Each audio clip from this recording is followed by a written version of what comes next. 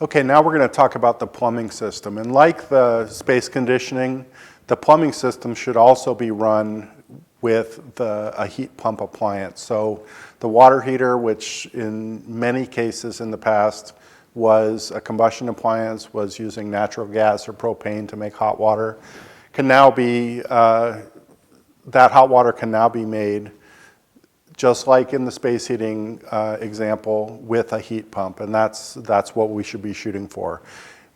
I've done many swap outs of natural gas water heaters, and a heat pump water heater is the same size and shape. You just plug it in right where the other one was. The only difference is that if there isn't enough electricity there, you'll probably need to bring a dedicated circuit so that you have enough electricity at the appliance. That's the only difference. In California, it happens to be important that we don't waste a lot of water while we're waiting for hot water. And as a result, in the area that I live, about 15 years ago, a new rule came online where we have to use a pump on the hot water system. And the idea here is that when you turn on the hot water, we want the hot water to get hot as fast as it can. So we're wasting as little water waiting for hot water as possible. So the idea of not wasting water worked its way into the code. Another thing that happens when you're wasting water is you're probably wasting energy too. So there's a very simple strategy that we've adopted that amounts to just getting the hot. You can think of a plumbing system as being a big loop. So the water leaves the hot water heater, it goes around to all the fixtures, and then because of this pump situation, it has to pump to some place, so it pumps that back to the water heater.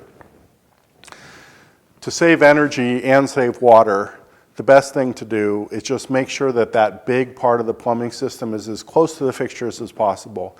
And if you think about this, it makes sense. When you turn the hot water on at, say, your bathroom faucet, what you want to have happen is you want that hot water that's been circulated out to be as close to the faucet as possible. You want to, and so let's say that from the main line you have 6 feet left of smaller plumbing pipe to get to your faucet. The shorter that is and the smaller the pipe is, the less water is contained there, and since water flows out at some consistent rate, in our area a faucet might be 1.8 gallons per minute, something like that. If there's a very small amount of water there, then that water will come out fast and it won't be too many seconds before you have hot water. So that's the aim there. The problem with this system when it first came online is that the last thing you want to do is make water hot and then be circulating it constantly and have that heat be leaking out basically because you're pumping it through a radiator 24 hours a day. Of course we insulate the hot water line, and that retards the rate at which the energy is coming out, the heat's going out of the water. But we certainly don't want to be running that water through that loop. There's the energy that the pump uses and also the energy we're losing from the hot water getting colder.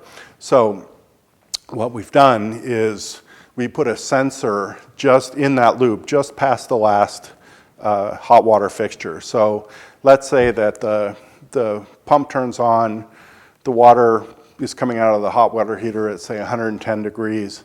And it goes around and it gets to that sensor. When the sensor reads that 110 degrees, it turns the pump off.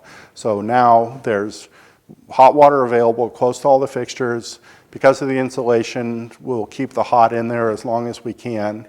And the pump isn't having to run all the time to drive down the amount of water waste. Let's say now that with that amount of insulation, it takes a half an hour for the water to get down to 90 degrees or 95 degrees, and incidentally, most people don't use the water at the heat that comes out of the water heater. They mix it down by turning on some cold water. Like when you're in the shower, you don't peg it over to the the full hot position, you'll come back a little bit and mix it to the temperature you want.